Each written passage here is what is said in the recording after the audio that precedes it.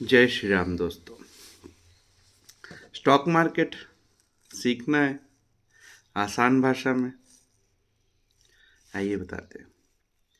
Actually ये perception गलत है कि चीज़ों के बारे में हम लोग बिना जाने हम व्यू दे देते हैं, बहुत टफ है।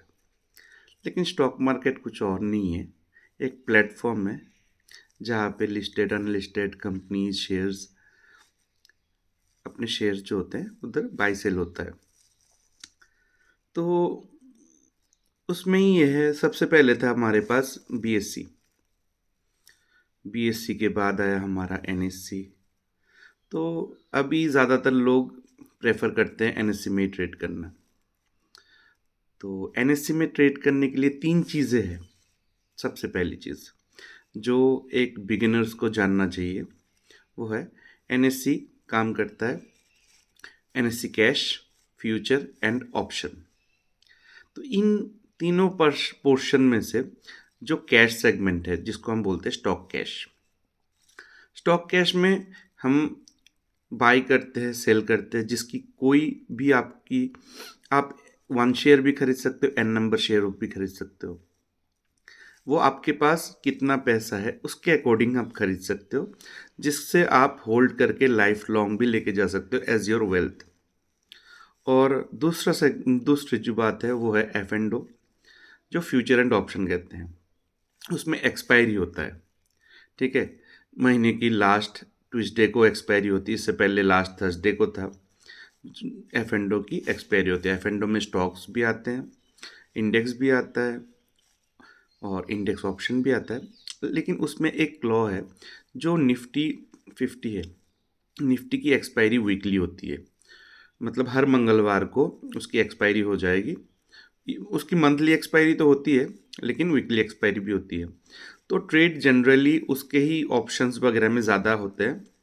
ऑप्शन में दो चीज़ आते हैं, कॉल और पुट। कॉल में मतलब बायर भी होते हैं, पुट में बायर भी होते हैं, सेलर भी होते हैं।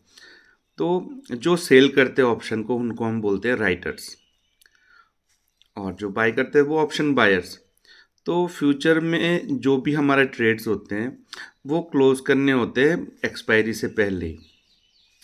तो जो होता है सबसे ज़्यादा रिक्स टेकिंग। तो हमें अगर रिक्स फ्री ट्रेड करना है तो कैश में करेंगे, रिक्स लेना है फ्यूचर एंड ऑप्शन तो अवेलेबल है ही। तो बाकी के वीडियो में मैं एक्सप्लेन करूँगा कि बाकी और क्या क्या चीज़ें होती हैं। तो गाइज दोस्तों, तो निफ्टी के हो गए कैश, फ्यूचर एंड ऑप्शन। उसके बाद इंडियन स्टॉक मार्केट का और एक पहलू है जो होता है एमसीएक्स, जिसको बोलते हैं मल्टी कमोडिटी एक्सचेंज। जिसमें मल्टी कमोडिटी एक्सचेंज में आगे आपके जो होते हैं precious metal, gold, silver, base metal, energy segment. Energy segment में आता है क्रूड, एनजी। उसके बाद एक और सेगमेंट आता है एनसीडीईएक्स, जिसमें हमारे एग्री जो कमोडिटीज़ होते हैं वो ट्रेड होता है। जीरा, धनिया, कार्डमम, ये सब चीज़ें आप उधर अवेलेबल होंगे। लेकिन जनरली इंडियन स्टॉक मार्केट में सबसे ज़्यादा ट्रेडिंग होती है बीएससी के एक्सचेंज में, एनएससी के एक्सचेंज में, देन नेक्स्ट एमसीएक्स के एक्सचेंज में, जहाँ पे फ्यूचर एंड ऑप्शन अवेलेबल है। वहाँ पे आप मार्जिन के थ्रू आप ट्रेड कर सकते हो। तो सब पहली चीज़ ट्रेडर के लिए, न्यू ट्रेडर के लिए ये जानना ज़रूरी है कि जो मतलब फ्यूचर एंड ऑप्शन है उसमें ये होता है, उसमें काम होता है लॉट्स में। मतलब एक पर्टिकुलर क्वांटिटी ऑफ शेयर आपको एक साथ लेने ही होंगे।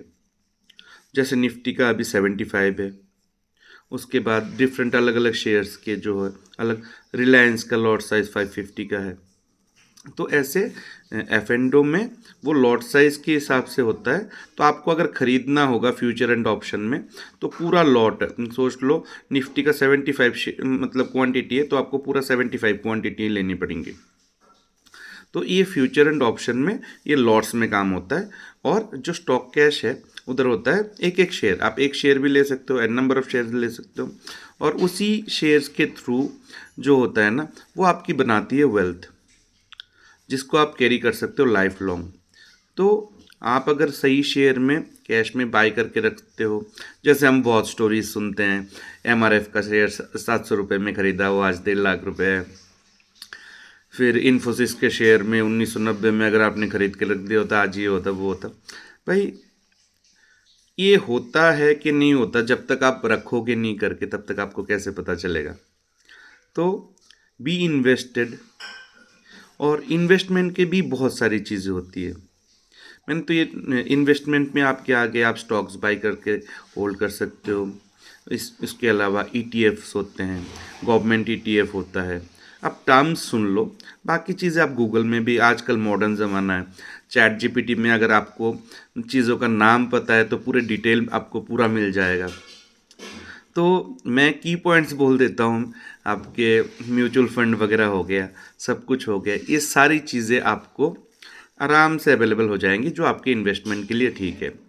ट्रेडिंग और ट्रेडर रिस्क ही तो है, लेकिन हमें अगर सीख के चलेंगे हम धीरे धीरे, मैं धीरे धीरे वीडियोस भी डाल रहा हूँ, आप कैसे as a normal person to as a trader कैसे कन्वर्ट हो सकते हैं, कैसे छोटी छोटी चीज़ें सीख के आप मतलब आप ट्रेड करके आगे ग्रो कर सकते हैं, खुद के लाइफस्टाइल को भी ग्रो करवा सकते हैं।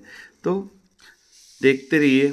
आपकी व्यूज़, आपके कमेंट्स मेरे लिए बहुत इम्पोर्टेंट है कि आपको आसान भाषा में शेयर मार्केट में और क्या चीज़ सीखनी है वो भी मैं बता दूंगा। तो इसी के साथ राम राम भाइयों।